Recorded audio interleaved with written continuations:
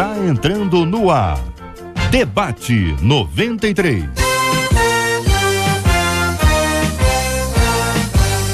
Realização 93 FM. Apresentação J.R. Vargas. Alô, meu irmão.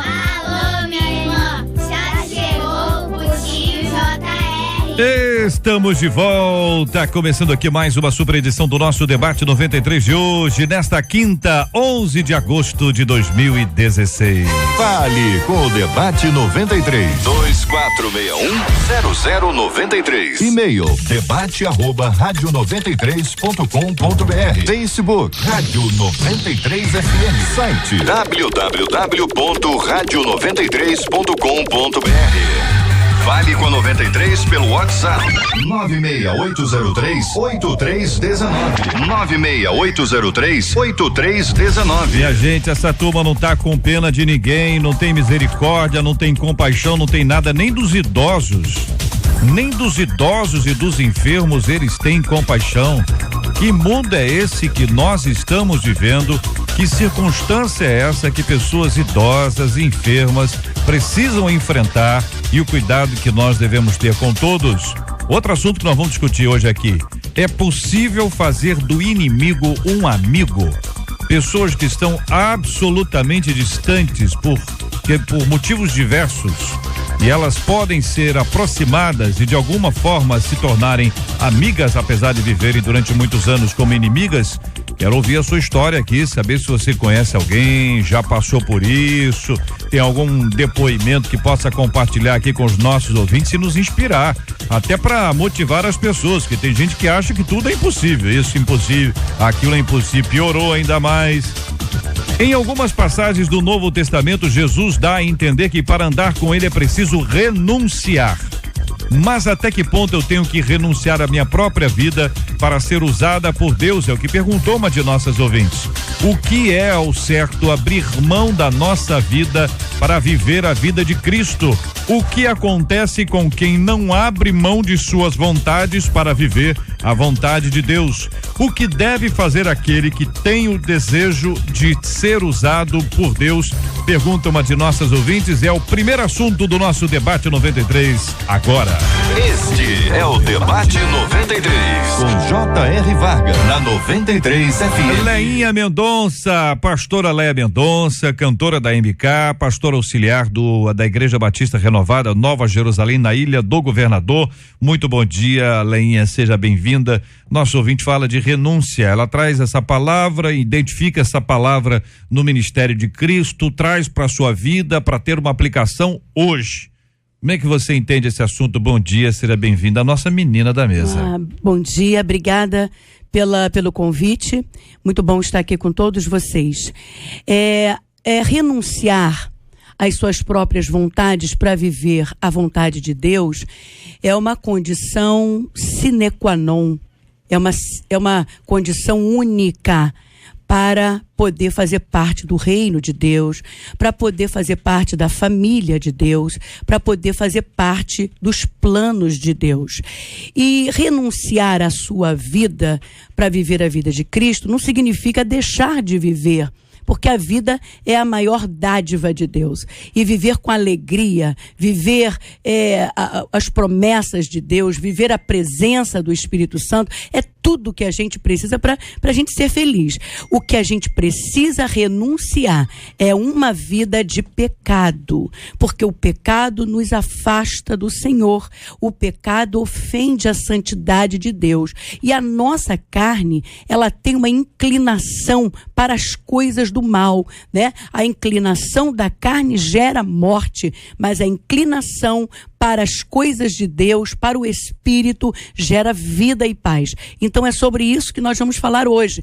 Não é para renunciar a sua vida.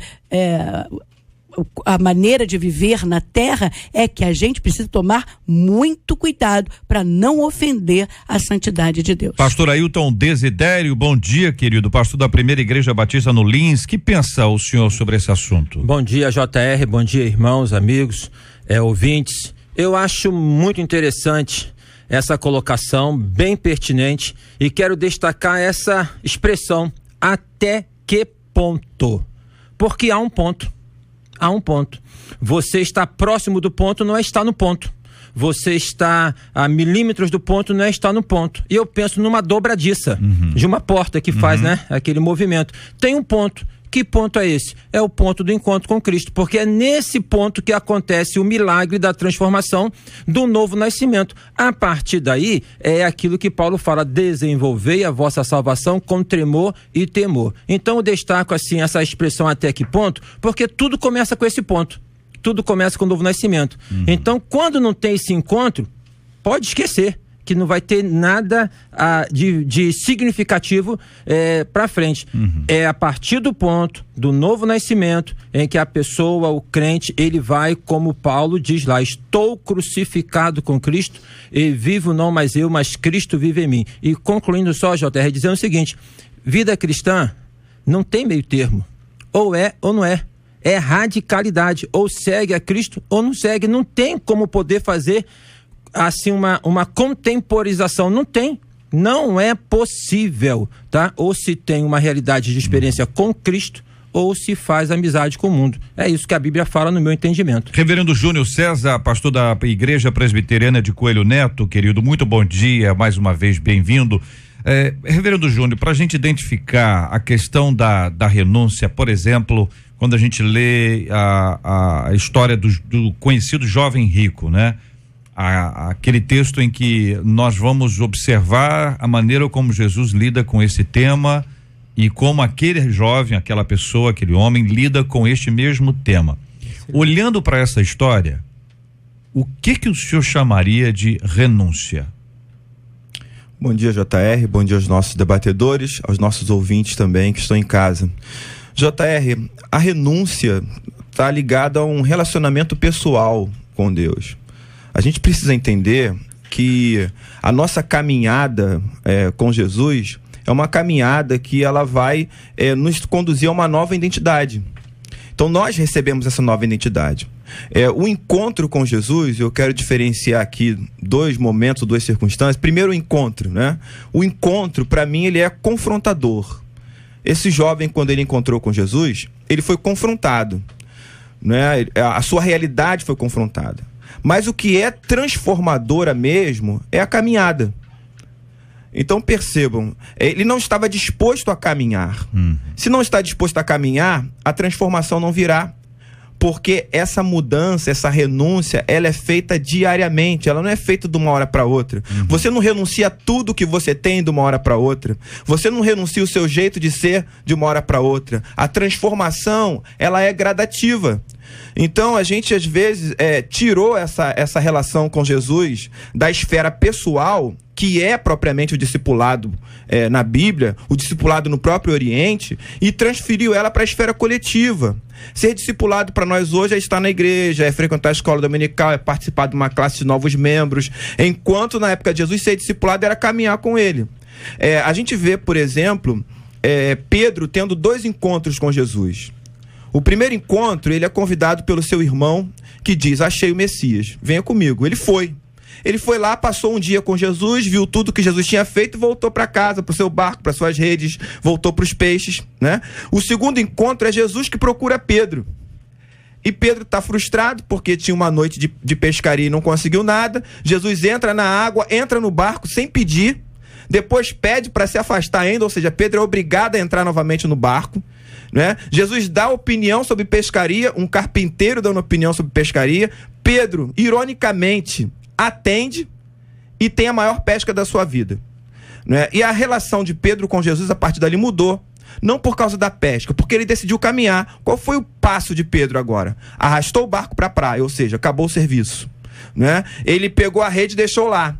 A maior pescaria da vida ele deixou lá também, deixou tudo, diz o texto, deixou tudo ali e foi caminhar com Jesus. Agora a pergunta é: Pedro, a partir desse segundo encontro, ele já era um homem completamente transformado?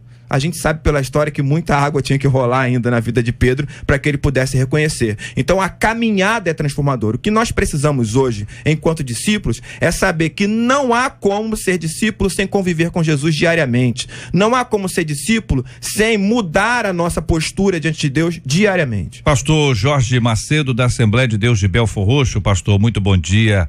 Seja uma vez mais bem-vindo aqui ao nosso debate 93. Eu queria também ouvi-lo sobre esse assunto. A palavra é a palavra renúncia, a conjugação do verbo.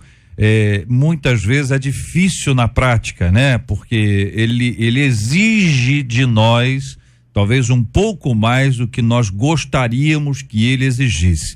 No outro lado dessa história, tem o exemplo maravilhoso de Zaqueu, onde não houve nenhuma palavra explícita no texto de que foi obrigado que ele fizesse ou determinado que ele abrisse mão de algumas coisas, mas ele, com a presença de Cristo, com o evangelho sendo anunciado, vivido na casa dele, diante dele, ele resolveu renunciar. Como é que o senhor percebe esse texto, pastor? E também essa relação de renúncia com a nossa vida hoje. JR, a todos os ouvintes da 93, um abraço forte aos debatedores. Eu entendo que, primeiro, andar com Deus, andar com Ele, é preciso renunciar. Essa renúncia, ela é gradativa, quer dizer, à medida que você vai caminhando com Ele, você vai conhecendo. Tem um ditado que diz que se você quer conhecer uma pessoa, come 1 quilo de sal com ele. Por quê? Porque 1 quilo de sal não se come num momento só, num dia só, numa hora só. Tem que ser consumido aos poucos. Então, o que acontece? Você aceita Jesus, tem um processo do novo nascimento e você tem uma segunda oportunidade que você não teve na primeira. A segunda oportunidade, você tem um livre-arbítrio de escolher. Você escolhe servir Jesus. Quando você escolhe servir Jesus, ele te adota. Ele te traz como filho, e como filho tu vai aprender com ele, que é seu pai. Então, à medida que você for caminhando com ele, você vai apanhando experiência, você vai aprendendo como mudar a sua vida, como podar a sua vida para você ter mais intimidade com ele. No caso de Zaqueu, é um homem que a Bíblia descreve, era uma pessoa que era cobrador de impostos e tinha uma vida assim bem diferenciada das outras pessoas, era desprezado pelas outras pessoas, que ele tinha esse dever e tinha que cumprir, se fazer bem feito. Ele renuncia e leva Jesus para dentro da casa dele. O problema é, às vezes, a gente dizer que caminhamos com Jesus, mas não deixar ele caminhar conosco, estar dentro da nossa casa. E estar dentro da nossa casa é caminhar conosco. Nós fazermos a vontade dele e procurarmos fazer tudo aquilo que ele quer e não queremos, porque renúncia é você deixar de fazer aquilo que você gosta, mas que contraria a vontade de Deus. É deixar de fazer aquilo que você queria fazer para fazer a vontade de Deus. Então nós temos aí dois exemplos bem diferentes, mas que se aproximam no mesmo assunto, que é uma questão financeira, uma questão de amor àquilo que para aquelas pessoas era uma coisa importante. Para um, Jesus disse renuncia, e ele não renunciou. Para outro, Jesus não disse e ele renunciou. De alguma forma, Jesus disse sem precisar usar as palavras. Ou seja, tem uma ação de Deus na nossa vida que mostra pra gente o que a gente precisa abrir mão. Isso, gente? E o que ele quer. Porque Jesus trabalha muito com o senhorio da nossa vida. Quem é senhor da nossa vida? É o dinheiro? É a prostituição? É o sexo? São as satisfações do mundo? As realizações? O que é Senhor na nossa vida? Aí o próprio Senhor, ele diz que nós temos que escolher. Ele confrontou o menino rico lá e disse para ele: se você quer ser perfeito, então você vai e vende o que tem e dá aos pobres. Ou seja, o coração dele estava apegado ao dinheiro. O dinheiro era o senhor da vida daquele jovem e era preciso que ele renunciasse, né? Não há como você servir a dois senhores sem desagradar um. Uma coisa interessante no processo da renúncia, o que a pastora Leia coloca, é a questão da escolha. né? Então, aqui quando eu coloquei do ponto de partida, porque o ponto de partida é o encontro com Cristo. A partir do encontro com Cristo, nós vamos sendo, conforme fala o apóstolo Paulo, renovados de glória em glória. O processo de santificação é um processo, não é um estado. A perfeição é uma coisa que a gente vai enquanto processo. Mas a cada dia eu tenho que escolher quem é que dirige a minha vida. Então, a questão da renúncia, ela tem a ver com a questão básica da escolha. Por exemplo, no exemplo, o exemplo é bom, né? Mas o que o JR colocou sobre o jovem rico. Ele estava interessado em Jesus, mas não ao ponto de renunciar. Como ele, nós temos muitas pessoas hoje que querem estar próximas de Jesus, mas não ao ponto de renunciar. Essa renúncia passava por onde? Por ele escolher a quem, como você, Leia, disse, a quem que ele queria seguir, a Deus ou ao dinheiro. Então tem essa questão da escolha na renúncia que é fundamental e que é dia após dia. Tem gente chegando agora e dizendo assim, JR, qual é o tema de hoje, hein? Ouvinte, o tema de hoje é renúncia. Nós estamos começando a discutir esse assunto aqui, renúncia. Depois eu vou dar uns exemplos práticos aqui para poder ver que tem coisa que tem que renunciar, tem coisa que alguns acham que tem, outros acham que não precisa. Fala, Reverendo Júnior. Diferença básica entre os dois casos, muito básica. O jovem rico, ele achava que não precisava de mais nada. Essa é a questão, né? E por achar que não precisava de mais nada, porque ele diz, tudo isso tenho observado desde a minha infância. Então, não preciso de mais nada. Se eu acho que não preciso de mais nada, se eu já me considero perfeito, eu não tenho nada para mudar na minha vida. No caso de Zaqueu, Zaqueu não era uma pessoa considerada respeitável. Zaqueu não era convidado para banquete, Zaqueu não era pessoa digna, digamos assim, e ele reconhece que falta muita coisa para ele, né? Perceba, JR, reconhecer que você ainda não está pronto, ou você ainda não atingiu o ponto, como o nosso pastor aqui falou, é um princípio fundamental para você querer renunciar a alguma coisa, né? Ninguém vai renunciar se achar que já é perfeito, se achar que já está completo, se achar que já é o primeiro no reino dos céus, né? Você tem que se colocar no lugar do último, tem que se colocar no lugar do servo, tem que se colocar como discípulo para poder querer mudar alguma coisa. A gente pode utilizar a expressão renúncia como equivalente a abrir mão de alguma coisa? Podemos usar, Leinha, que é a nossa especialista aqui na língua portuguesa, abrir mão de alguma coisa? Quer dizer, pode até ser uma coisa que assim, que eu curto muito, eu gosto muito, que faz parte da minha vida de alguma forma, mas que eu me identifico, mas aquilo não está agradando a Deus, né? Como é que a pessoa sabe que aquilo não está agradando a Deus? E vou exemplificar. Tá bom? O camarada diz assim, olha, eu gosto de dançar, entendeu? Olha, toco uma música, o meu corpo já vai sacolejando, essa expressão, Leinha? Bailando. Entendeu? Ele já vai bailando, né? Começa uma música, tem muito vídeo no Facebook aí, até em cultos mesmo, que o sujeito olha, se aquilo é verdade, o cara dança muito, parece que não tem osso. Não é verdade? Parece que não tem osso. O cara é impressionante. Ok, a pessoa gosta. Alguns acham que aquilo não deve. Outros dizem, aquilo é ótimo. Mas ele precisa identificar se aquilo glorifica a Deus ou não. Uma pessoa gosta de dança, mas não tem dança onde ela vai. Então ela vai para uma aula de dança, uma dança de salão. Se a pessoa faz a aula, ela faz aula para quê? Para que você faz uma aula de dança? Aprender? Para aprender para quê? Para dançar. Alguns têm essa habilidade. Aí tem uma festa, tem um baile, tem não sei o quê. A pessoa vai, não vai, ela renuncia a uma coisa que dá prazer a ela. Estou dando só um exemplo da dança para a gente poder interagir dentro disso. JR, o maior crivo que existe é a comunhão com o Espírito Santo. Hoje em dia, cada um tem um padrão. Então você, se for dizer alguma coisa, alguém vira e fala assim, eu não concordo. O outro vem e fala assim, eu concordo. Então cada um estabeleceu o seu critério para agradar ou não a Deus. E a vontade de Deus é que se adapte à nossa se Ele quiser.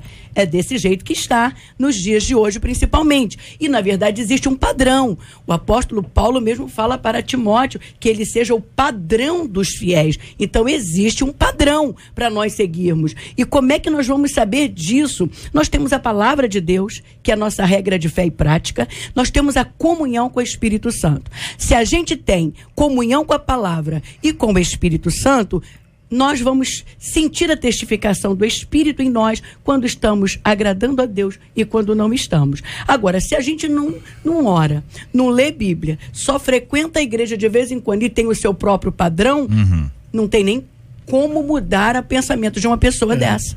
Renunciar, nós falamos sobre duas pessoas distintas, com diferentes entendimentos da palavra.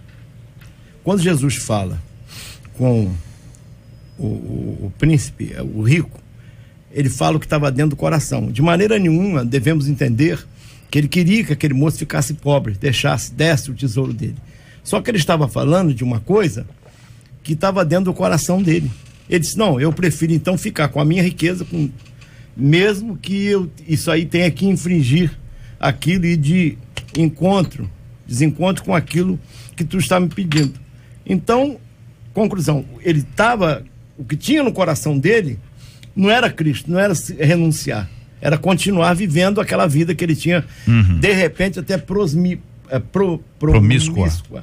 Essa é a aqui um ouvinte cita aqui, gente, olha, Mateus 19, versículo 29, tudo que tiver deixado casa, irmãos, irmãs, pai, mãe, filhos, terras, por amor do meu nome receberá 100 vezes tanto e herdará a vida eterna.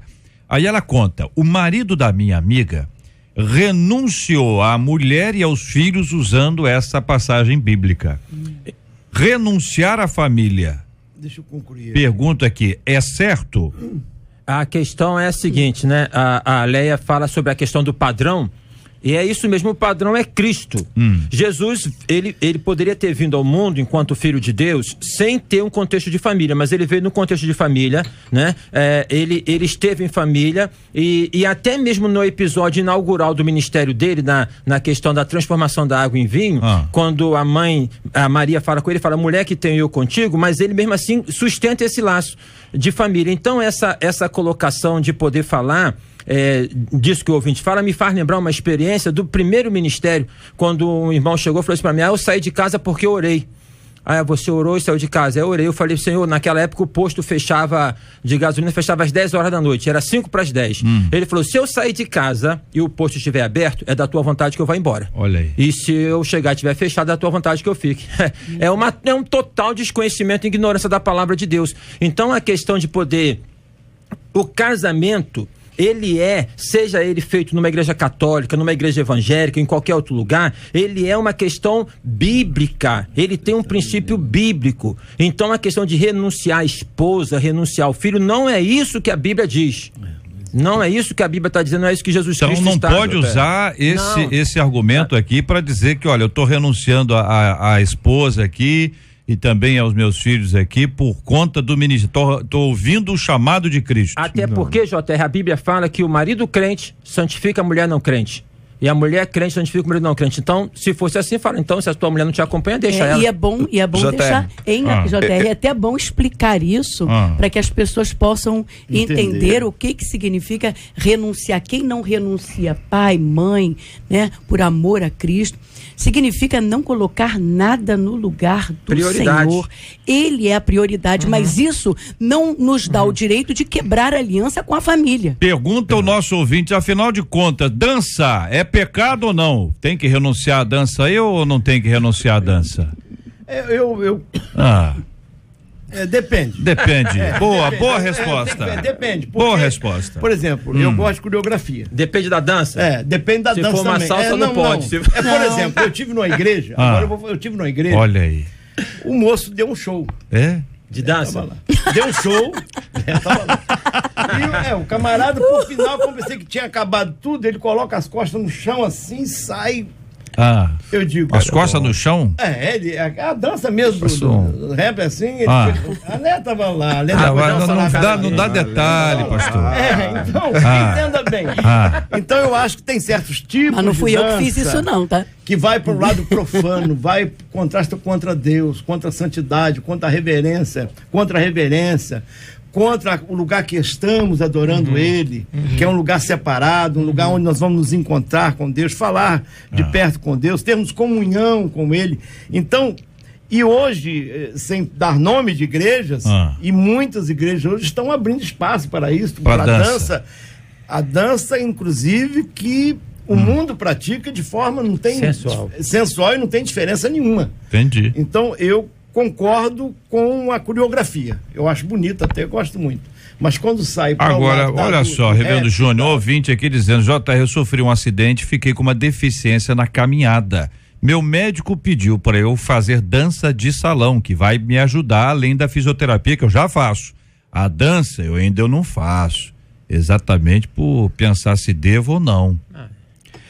Olha, JR, eu vou te dizer uma coisa. A gente tem muita dificuldade de pontuar os casos específicos, né?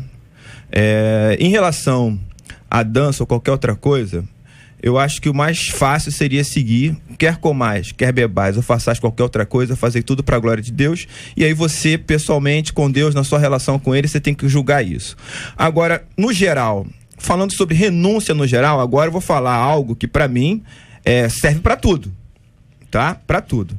Então, a renúncia está diretamente ligada à relação mestre-discípulo no Oriente Médio, tá? Quando eu digo relação mestre-discípulo, eu já estou dizendo o seguinte, que na época de Jesus, quem escolhe o discípulo é o mestre, não é o discípulo que escolhe o mestre. Então, é o mestre que escolhe o discípulo, tá? O mestre escolhe o discípulo, ótimo, tá? Agora vamos à renúncia. O que é preciso para ser discípulo? Primeiro, é preciso viver com o mestre. Conviver com o mestre é fundamental. Porque convivendo com o mestre, você vai observar tudo o que ele faz. Observando, você vai apreender e aprender como se faz, como se age, como se reage. E também você vai depois reproduzir aquilo que você aprendeu. Qual é o objetivo dessa relação? O objetivo é ter menos de você e mais do mestre. O objetivo é você começar a ser parecido, igual ou até melhor do que o mestre. Essa é a relação. Não estou dizendo que nós vamos conseguir ser melhores que Jesus. Eu estou dizendo que ele espera que aqueles que andaram com ele façam obras maiores do que ele fez. Agora, dança ou não dança, hein? Dança ou não dança? Eu digo, JR, é uma questão pessoal. Eu não tenho dificuldade com dança. Eu não tenho dificuldade com dança. Fala, Leinha. Depende da dança, tá? Depende eu não da tenho dança. dificuldade. Depende da dança, depende do lugar. Olha O lugar só, também depende? eu Depende penso da que pessoa. sim. Olha, tem um versículo na Bíblia que diz que tudo me é lícito, mas nem tudo me convém. Então, nem tudo me convém está relacionado em eu analisar. O servo do Senhor não vive dando soco no ar. Ele tem alvo, ele tem conversa com o Espírito Santo. O Espírito Santo estará conosco até o confim dos séculos, né? Até o último dia da nossa vida aqui na Terra. Não é mudinho, não. Ele quer dialogar conosco. Ele quer dizer o que agrada, o que não agrada. E a comunhão tem tudo a ver, porque na comunhão o Espírito Santo vai dizer se ele está se sentindo bem ou se não está se sentindo bem. E tem uma coisa, JR, nisso aí que o Paulo fala, todas as coisas me são lícitas, mas nem todas as coisas me convêm, né? Como a Leia aqui ressaltou. Então, a gente poder analisar e fugir dessa relação do pode e do não pode. Porque quando eu começo a dizer isso pode, isso não pode, isso pode, isso não pode, eu estou fazendo um gerenciamento meu. E quando eu me submeto àquilo que eu entendo, à luz, porque seguir a Cristo não é ser ET. Renunciar não é ser ET, você viver uma vida em que seja irreconhecível na existência humana, mas é poder passar esse padrão. Então, a dança é uma arte. A dança tem a ver com uma expressão de arte, ela até tem a ver com uma expressão de louvor, se nós considerarmos no Velho Testamento, o Davi quando chegou trazendo a arca. Então, assim, eu acho que é uma questão que eu, no meu ponto de vista, não posso assim bater o martelo e falar, não dança, tá? Porque é pecado. No caso desse ouvinte, por exemplo, o médico o orientou para ele poder dançar por conta de como se fosse uma fisioterapia. Eu acho que ele deve fazer. Deixa eu dar uma palavrinha aqui sobre isso, que eu levantei um ponto. Eu sou contra a dança, assim, desse tipo de dança que eu falei. Porque eu acho que aquilo ali não Qual tipo? Edifica. Qual tipo de dança? O mesmo tipo de dança que eu falei, quando a pessoa se sai requebrando em cima do... É verdade. E vai além daquilo ali. Você está falando na igreja, então, dessa experiência que você teve. Tira uma cópia do mundo e leva para cima do Aí é outra coisa. É outra coisa, tá? verdade. Quanto à dança de salão, tá? Que o médico pediu que esse senhor fizesse, isso vai ajudar na sua recuperação. Tem outros tipos também de exercícios que o ajudam, sem ser a dança de salão. Vocês acham que se tem dúvida, é um sinal de que a pessoa não está assim tão confortável e à vontade com o assunto? Eu acho. Pode ser até culturalmente, entendeu? Assim, nada de espiritual. Olha, minha família, eu aprendi isso assim, então quando fala isso, eu já sinto assim uma estranheza. Eu acho que é mais cultural do que espiritual. Mas olha só para dar um exemplo rápido aqui. Uma irmã uma vez chegou para mim e falou assim: Júnior, meu marido não é crente, ele não cria problema que eu venha para a igreja, mas ele gosta de seresta. Então ele faz questão de que eu vá com ele na seresta e que eu dance com ele. Essa mulher vai fazer o quê? Vai deixar de ir pro marido dançar com outra mulher? É isso? Ela não é crente quando está fazendo isso. Eu acho que a gente tem que pensar e não ficar criando regras, porque criar regras aí traz problema para um monte de gente. É o que diz eu aqui acho que é uma questão ouvinte, pessoal. Pode ou não pode, JR? Porque é o seguinte, e a praia? Recentemente, uma irmã, ouvinte, hein? Uma irmã postou fotos na praia de short e blusa, com a barriga de fora. Isso é um barrigão, né? Aí uma irmã criticou a irmã, entendeu? Uma irmã criticou, uma irmã falando da outra irmã, dizendo que a outra irmã criticou tudo online. A segunda. Não é? Aí ela tá dizendo, JR, na praia, que roupa que pode usar? Eu vou pedir para você, ouvinte, aguentar a sua curiosidade. Vamos tratar sobre esse assunto um pouco mais adiante, para poder responder a você e a tantos outros que trazem referências à questão de roupa. Até um outro aspecto que é muito importante, que nos ajuda a conversar com você, ouvinte, é que muita gente se descobriu fotogênico, ou acha que é. Quer dizer, a pessoa não é, mas acha que é. Alguém disse que é. E a pessoa que vai, né, uma foto, às vezes vai se expondo, né? Coloca a foto lá no Instagram, coloca a foto no Face, no Twitter, e aquela foto, para você que está sendo fotografada e publicou, tem um sentido. Para quem está vendo, pode ter outro. Aquele irmãozinho publicou a foto, para ele pode ter um sentido, para outro pode ter outro. Mas nós vamos falar sobre esse assunto mais para frente. Segura aí, ouvinte.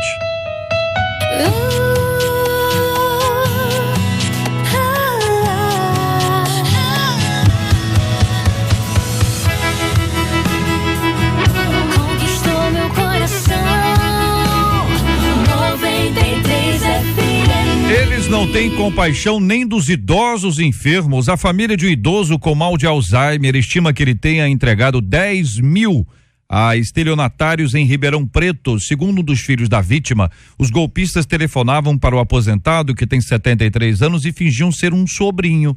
Eles se aproveitavam do fato de que o homem não se lembrava das quantias dadas anteriormente e continuavam pedindo mais dinheiro. A polícia acompanha o caso. Nenhum suspeito foi ainda identificado. Segundo o delegado que acompanha o caso, os criminosos aproveitam as redes sociais para conseguir informações da intimidade das vítimas. Eles usam os dados para entrar em contato com os alvos e pedir dinheiro. A polícia tem dificuldade de localizar esse tipo de estelionatário. Eles dizem, é difícil investigar. Geralmente eles usam celulares bomba, cadastrados em nome de terceiros, e o DDD normalmente é de outro estado, que dificulta muito o trabalho da polícia. Você já foi ou conhece alguém que tenha sido vítima deste tipo de golpe aplicado através de ligações celulares? Ao atender ligações, você costuma estar atento a possíveis golpes? Como prevenir esse assunto? E cuidar dos idosos, como dito no tema, as pessoas não têm nem compaixão, percebendo que é uma pessoa idosa e enferma. Infelizmente são pessoas que são mais assim alvo, né? O idoso, pela simplicidade, tudo, eles são mais assim, são alvos dessas pessoas mais mal intencionadas. Eu já tive essa experiência em casa de ligar e, oi, sabe quem tá falando? Aí você começa a querer identificar. Ligaram para o senhor? Ligaram para minha casa. Então o senhor tá no grupo, então? Qual grupo? Não, dos idosos?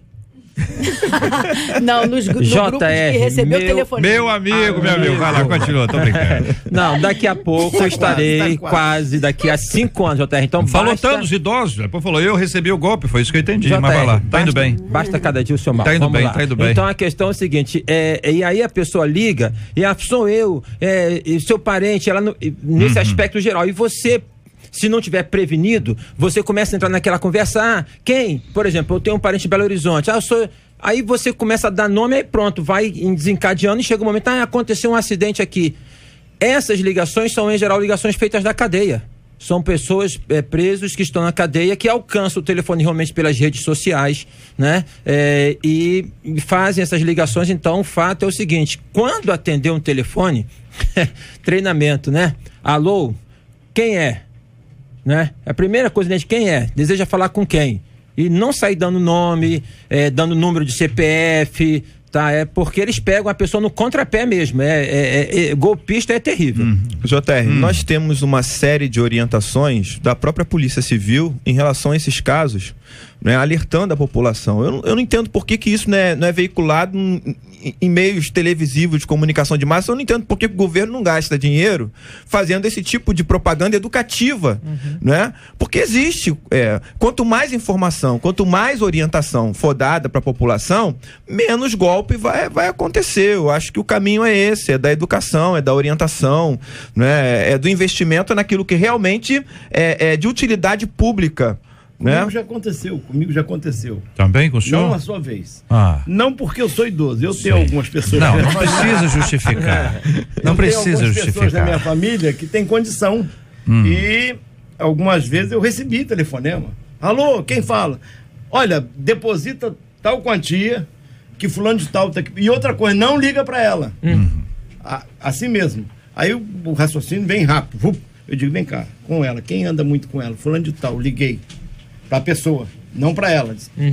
Quando eu liguei para a pessoa disse assim, oi, tudo bem? Tu disse, rapaz, eu não vi o Denis desde ontem, tá contigo. Olha o nome, pastor, o nome. Não dá nome, não. Não, assim, uma suposição, que esse nome não existe na minha família. Aí eu disse, a fulano de tal tá contigo? Tá aí perto de você? Eu queria falar com ele. Ele falou, não, ele tá aqui perto de mim, nós estamos tomando café aqui. Aí eu disse, meu amigo, vai pra frente, porque comigo acabou. Tá? O senhor disse vai pra frente. A pessoa que você tá falando tá tomando café O melhor comigo. Seria, de fazer isso, não faz isso. Mas... Liga pra outro. Mas eu já vou te dar uns números aqui pra você ligar. Não é nenhuma... Eu achei que eu senti assim, um pouco de timidez do pastor Jorge, né? É como se quem caísse numa situação dessa, num golpe desse, fosse um desligado, um otário, um abobalhado. Não, qualquer um de nós pode cair. Porque estelionatário é criminoso. E criminoso não tem misericórdia de ninguém. E a gente em casa, tranquilo, alegre com a família, se alguém liga e não tem ninguém, a pessoa que falar o nome não está em casa, você fica desesperado. Começa a ter ao fundo pessoa gritando, você tem filho, é sua filha, é seu filho. O condicionamento pode cair num negócio desse. Pode não resolver o problema, mas ajuda bastante. Então, volto a dizer, é orientação, é conversa, é educação, porque quando a pessoa ela está condicionada a determinadas reações, né, mesmo com as situações adversas, ela pode realmente se livrar dessa situação. Ela vai receber a ligação e automaticamente ela vai lembrar daquilo que ela foi treinada para fazer. A educação é importante. Isso aqui é interessante. Eu também recebia na minha casa telefonemas. E a pessoa, algum querendo passar trote, outros falando algum tipo de ameaça. Eu disse, rapaz, quase todos os dias você está me telefonando, já te monitorei, sei onde você mora, onde você está, de onde você está falando, e olha, vou atrás de você. Meu amigo, nunca o cara falou assim, qual é o seu nome? Sou Eliseu. Esse é o Jota. Ouvinte dizendo, Jota, eu conheço, a minha mãe atendeu, eram 3h da madrugada, ou à tarde, ouvinte, 3 da manhã, ou deve ser 3 da manhã, né? Identificou que era um trote, pregou pro cara, o cara tava lá e contou que o cara acabou no final contando que estava preso. Olha. E que já foi evangélico e era para ela orar por ele, que ele iria deixar essa vida. Olha que experiência, que não é? Presença, não é isso? Olha que graça de Deus. Nem todo mundo tem, não é isso? Ela começou a pregar, o cara do outro lado se quebrantou, disse quem era, disse que tinha sido evangélico, entendeu? Agora, isso aí são oportunidades. Teve oportunidade, ouvinte, aproveitou, gostei de ver, ouvinte. Aqui outro ouvinte dizendo o seguinte, olha, tem tanta gente com casos aqui, JR, eu quase caí nesse golpe de falar que era meu parente, eu só tenho 46. Todo mundo agora fazendo a desculpa da idade. Ouvinte, Leia, a sua palavra foi muito oportuna. Não tem negócio de idade. A pessoa cai no golpe e cai. Tem dia que você tá meio. E desligado mesmo. Tem dia que você tá. E conheço alguns jovens que já caíram. Alguns jovens. Você imagina, esse ente querido não está em casa. E alguém liga dizendo, eu estou aqui com essa pessoa, né? Fala o nome, já sabe alguns detalhes e pega você desprevenido emocionalmente. E qualquer um pode cair num golpe desse, e é por isso que o reverendo Júnior falou, procede, se a gente procurar se condicionar, treinar, saber. Se treinar, né? Orientar, a gente vai dificultar. Olha, oi. É importante também a informação. Da onde as pessoas tiram os dados? Das redes sociais. O pessoal tá publicando demais, né? Informações demais sobre a vida na gente se expondo, e não é só as pessoas boas que estão lá nas redes sociais para poder ver aquilo que você faz. Tem um ouvinte aqui que tá bem dentro do assunto de hoje, perguntando sobre Pokémon GO. Tá bem dentro do tema de hoje.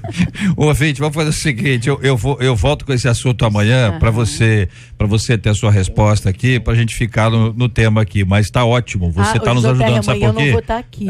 Leinha. Não vou estar aqui. Posso só falar sabe por quê? Sabe por quê? Porque é o seguinte, porque muita gente está conectando a questão do Pokémon a este assunto, sabe por quê? Porque entendem que, de alguma forma, os dados da pessoa, para onde ela vai, o que ela faz, está sendo captado por alguém, e esse alguém poderá utilizar esses dados, tá certo? Eu fico imaginando se a gente ficar preocupado também com o Waze.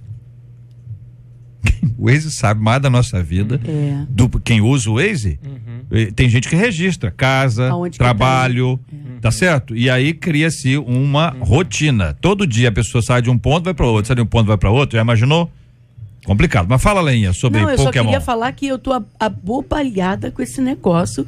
Tem velho, tem mulher, tem homem. O idoso outra vez sendo o mencionado. Velho, me perdoe até o carinho, né? O idoso, o jovem, o maior idade. Gente, que é isso? Correr atrás. Eu tô abobalhada. Tem gente que não consegue ir pra igreja, mas consegue correr atrás do Pokémon. Mas depois descobriram que na igreja tem. Aí estão indo à igreja que tem. Olha, eu tô apavorada com esse negócio. Por que não só ligar a localização do aparelho se você realmente precisar dela, gente? Isso é simples, é só apertar um botão.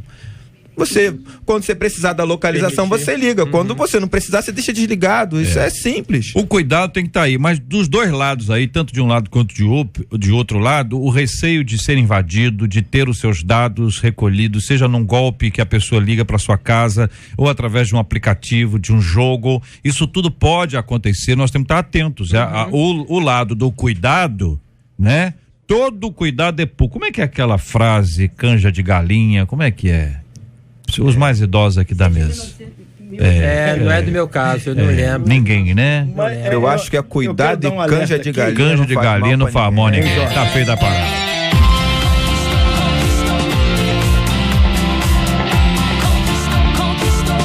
Conquistou meu coração. 93 possível fazer do inimigo um amigo? As Coreias do Norte e do Sul estão em estado de guerra e constante tensão, né? Contudo, nos Jogos Olímpicos, há alguns dias, duas ginastas representantes dos países são símbolo de uma trégua. As duas atletas dividiram os mesmos aparelhos nos treinamentos para ginástica artística no Parque dos Atletas e tiraram uma selfie juntas. Esta imagem povoou as redes sociais e se tornou mais um símbolo do sonho de paz que habita os nossos corações. As atletas não criaram a guerra, mas vivem sob a marca do ódio que divide as pessoas. Observando esse fato e também o que a Bíblia orienta, perguntamos: como você age com aqueles que possivelmente possam ser apontados como seus inimigos? Você consegue orar por quem te persegue e dar a outra face quando é ofendido? Você consegue, ouvinte? Quero ouvir a sua opinião, começando também ouvindo os nossos debatedores. Eu creio que é o exercício, não é? O dar a outra face, ele tem uma interpretação literal, mas ele pode ser muito bem apreendido quando você se cala frente a uma colocação agressiva e você, naquele ímpeto de responder, você se cala. Então, engolir uns sapos de vez em quando não faz mal para ninguém, entendeu? E tem assim esse aspecto de que a Bíblia fala de que a maneira de poder matar o inimigo é tratá-lo bem. É difícil, tem a ver com o primeiro assunto da renúncia, mas é para matar o inimigo ou a inimizade? Matar o inimigo. Você trata ele bem. Se eu trato bem para matar o inimigo? Porque ele passa a ser seu amigo. Não, então você está matando a inimizade, é isso que eu tô falando. Não está matando a pessoa, está matando aquilo que os afasta. Tá isso? Bom. Isso. Ficou bom? Isso, ficou bom. E aí, nesse sentido. JR, eu acho que para mim, no meu caso, é uma caminhada diária. Eu estou aprendendo a fazer isso. É verdade. Né? E eu preciso primeiro reconhecer que eu ainda não aprendi a lição, né? E quando você acha que aprendeu, vem uma lição maior aí para você poder exercitar mais. Então eu acho que é uma caminhada diária. Renúncia, gente, é uma caminhada diária. Lucas, diferentemente de Marcos e Mateus, quando ele fala sobre seguir Jesus, sobre tomar a cruz, Lucas ele acrescenta a expressão diariamente. Tome diariamente a sua cruz. Ou seja, é um dia de cada vez. É por isso que Jesus Jesus aprendizado disse, por vez. Não 70 vezes 7. Eu tenho uma experiência dentro deste assunto, não que eu seja mais velho, mas eu estava orando a Deus. Uma pessoa me ofendeu muito, eu fui orar ao Senhor, passei algumas horas orando, porque eu me senti muito ofendido. Só que depois de um período de oração, eu senti no meu coração, Deus tocou no meu coração, disse: vai lá e pede perdão a essa pessoa que te ofendeu. Eu imediatamente levantei, fui lá e pedi perdão a essa pessoa. O que aconteceu? Quando eu pedi perdão a ela, ela disse: eu estou admirado com a sua atitude. Além de eu te perdoar, eu quero que você também me perdoa. Agora quero que você me dê um abraço. Viu? Olha aí. Então, resolveu. Na realidade é isso mesmo. A gente tem que perdoar os inimigos. Eu conheço uma experiência semelhante à do senhor, mas a pessoa, ao invés de agir como o senhor agiu, disse: tá bom, eu te perdoo. O ofendido foi ao ofensor. O ofendido disse: ofensor, me perdoe. Aí o ofensor disse para o ofendido: eu te perdoo. Mas quem vai pedir perdão tem que estar preparado. Mas é isso? Agora, o que ele fez? Obedeceu. Não estava esperando. Não fez esperando, né, pastor? Não fez esperando a mudança lá. A mudança aconteceu primeiro aqui dentro. O dever é meu. Quem conhece a palavra sou eu. E aí uma questão, só um adendo que você coloca, pra gente não criar isso também como regra. Não. Tá entendendo assim? De que você tá certo. Acho que tem que entender que é uma orientação espiritual. E se você tem uma convicção de alguma coisa que você fez que não ofendeu, eu não vejo por que pedir perdão. Não. No caso nesse caso, só estou fazendo uma distinção entre um caso e outro caso. A pessoa, ela te atingiu de chapa e você chega para ela pedir perdão por uma coisa que você não fez. Não. É o que mas Jesus a própria diz, Bíblia fala. A Bíblia fala, se você for ofertar e lembrar que alguém tem alguma coisa contra você, vá até ela, então, né? Para se consertar. Mas o que eu acho que não precisa ficar dizendo assim: eu errei. Não, é promover a paz. Sim, mas o que eu estou dizendo é isso que você está falando. O que eu estou dizendo é justamente você não admitir um erro que você não teve. Mas você promover pode a promover paz. a paz. Porque aí você pode ter uma questão de uma baixa autoestima, um montão de coisa e poder colocar isso como espiritualidade. Olha, Não, inclusive, entendeu? Não é o seu caso. Isso é uma atitude. Deixa eu falar. Eu, inclusive, já tive 2 pessoas que elas não gostavam de mim, mas era gratuitamente. Nunca fiz nada. Elas olharam para mim, não gostaram de mim e me metralharam muito, né? E eu fui tentando conquistar essas pessoas. Hoje elas são minhas grandes amigas. Então eu não tenho muita dificuldade de pedir perdão, não. Lembrou a experiência, Leinha? Eu não tenho dificuldade de ir estava até. dizendo exatamente isso aí. Pessoal, olha, tem 2 pessoas que não gostam de mim gratuitamente. Nunca fiz nada contra elas. Infelizmente, elas não estão mais aqui. Caramba! Não. Todo mundo fez as pazes com a pessoa. Só eu te amo, hein? Eu te amo, hein? Mas, JR, deixa meu exemplo positivamente pro bom terminar pra cima, né? Isso. Hoje elas são minhas amigas. Resolvido o problema. Resolveu quer dizer, a inimizade se tornou em amizade. Exatamente. As pessoas são as mesmas. O que as afastava era a inimizade. Que por algum motivo. Gratuito. Exatamente. Reconhecer Ouvinte dizendo, JR, na minha família aconteceu algo que eu estou impactado até agora. Tem uma pessoa na nossa família que já há algum tempo não falava com os parentes, dizia que eram falsos e que ninguém gostava dela. JR, após ter encontrado com o Senhor, ela procurou cada um dos parentes e pediu perdão. Olha que palavra. Digno. Reconhecer que a inimizade existe diante de Deus é fundamental. Quando a gente começa a orar pelas nossas inimizades, digamos assim, né? Deus, ele vai começar a mudar essa relação, mas o princípio da mudança não está na pessoa, o princípio da mudança está em nós. Deus, ele muda a gente primeiro, né? A gente começa a olhar para a pessoa com outros olhos e aí a relação começa a ser restabelecida. Então a mudança começa aqui, não é lá. Né? É a gente colocando diante de Deus as nossas dificuldades, a nossa dificuldade em perdoar, a nossa dificuldade em se aproximar, e Deus vai criando as oportunidades para que isso aconteça. E quanto mais estreita quanto mais estreito é o nosso relacionamento com o Senhor, mais fácil a gente vai tendo mais facilidade na caminhada de agir dessa forma. Este é um desafio ideal para você, para mim, para todos nós hoje. É algo de Deus para as nossas vidas. É possível fazer do inimigo um amigo.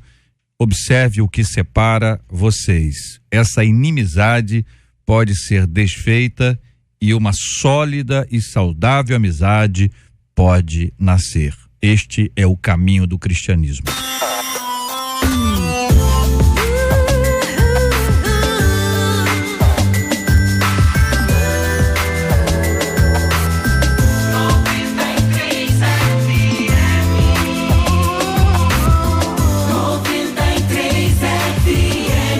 Marcela Bastos, muito bom dia para você, tudo bem? Bom dia, J.R. Vargas, ouvintes e debatedores. Nós perguntamos a respeito do primeiro assunto, se os nossos ouvintes acham que quem assim não consegue abrir mão de suas vontades pela vontade de Deus se acaba implicando na perda da salvação. 77% deles acreditam que sim.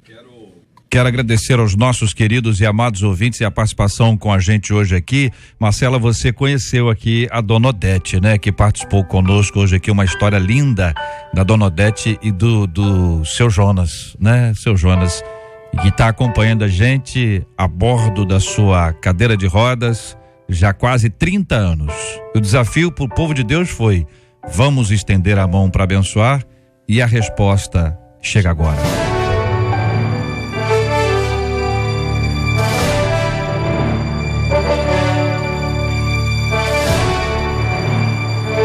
O Rui de São João tá doando cesta básica, a Rita de Cássia de Inhuaíba tá doando quantia em dinheiro, o Marcelo de Campo Grande tá doando medicamentos, Marcos Oliveira de Campo Grande tá doando quantia em dinheiro. Israel do Jacaré tá doando cesta básica. Maria de Belfor Roxo tá doando cesta básica. Maria Veridiana do Jardim Redentor está doando quantia em dinheiro. A Nilceia de Campo Grande está doando dinheiro. A Rosana de Campo Grande está doando cesta básica. O Anderson de Duque de Caxias está doando cesta básica. A Cristiane de Campo Grande está doando medicamentos. Seleni de Campo Grande está doando dinheiro. A Alessandra do Centro também está doando dinheiro. O pastor Cláudio Gama, querido nosso aqui, está doando toda a medicação para um mês.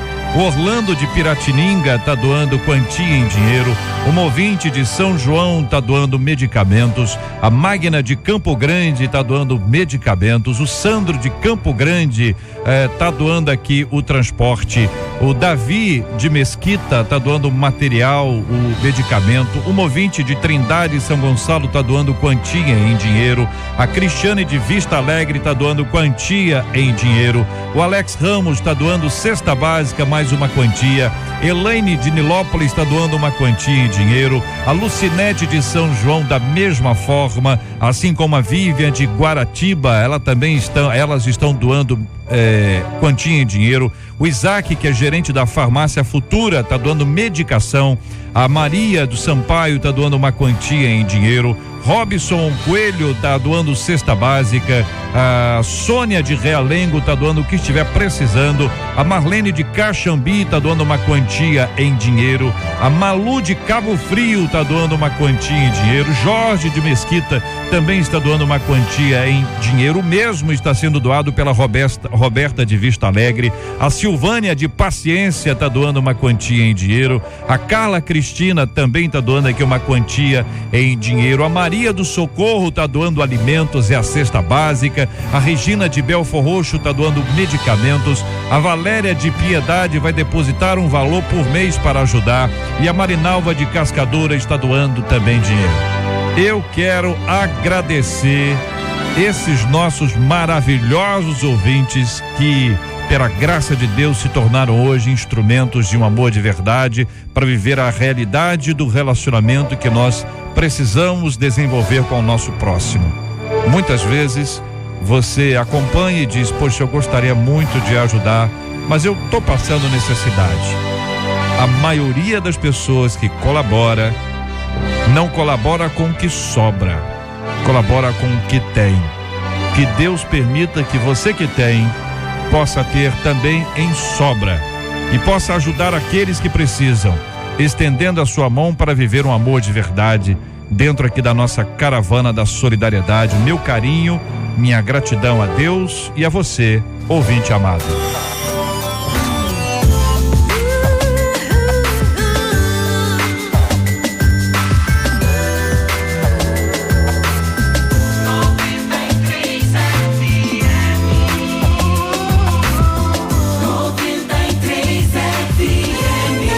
Leinha Mendonça, todo mundo te manda beijos. Um beijo pra Leinha. São tantas pessoas, Leinha, que não dá nem pra contar aqui. Isso é maravilhoso, Bênção né? pura. E eu não canso de dizer que o Brasil passou a me amar mais depois que você passou a me chamar de Leinha. Leinha. Obrigado pela sua presença uma vez mais aqui, abrilhantando o nosso Debate 93 de hoje. Amém. Muito obrigada por essa oportunidade. E que a gente continue fazendo o que o mestre manda. Se nós não renunciarmos à nossa própria vida, às nossas próprias vontades, não podemos agradar a Deus e nem entrar no céu. Muito obrigado, querido pastor Jorge Macedo. Deus abençoe, irmão. Um forte abraço, um beijo no coração a todos os ouvintes da 93, a melhor do Brasil. Também um forte abraço a Davizinho, pastor Paulo Carvalho, nosso vice-presidente da convenção, SEADER, pastor irmã Eunice, Andréia, Jéssica, pastor Miqueias, de Miguel Couto, Valdemir, da Aldeia da Felicidade. Um forte abraço, um beijo no coração. Maravilha. Jesus te ama. Obrigado, querido. Reverendo Júnior César, um abraço. Obrigado, JR. Um abraço a todos os ouvintes, aos irmãos da Igreja Presbiteriana de Coelho Neto. Quero mandar um beijo pra minha família, pra minha esposa e também pra Edilane Matos, que pediu pra mandar um beijinho pra ela aqui, tá? Maravilha, Deus abençoe. Pastor Jorge Macedo, obrigado, um abraço, querido. Olha, eu tô olhando. Muito obrigado. Tô falando do Jorge aqui, olhando pro Desidério. Uma figura como essa tranquila. Foi um elogio, foi um elogio. Elogio. Fique Queremos abraço para todos os advogados. Hoje é o dia do advogado. Deus abençoe. Um abraço.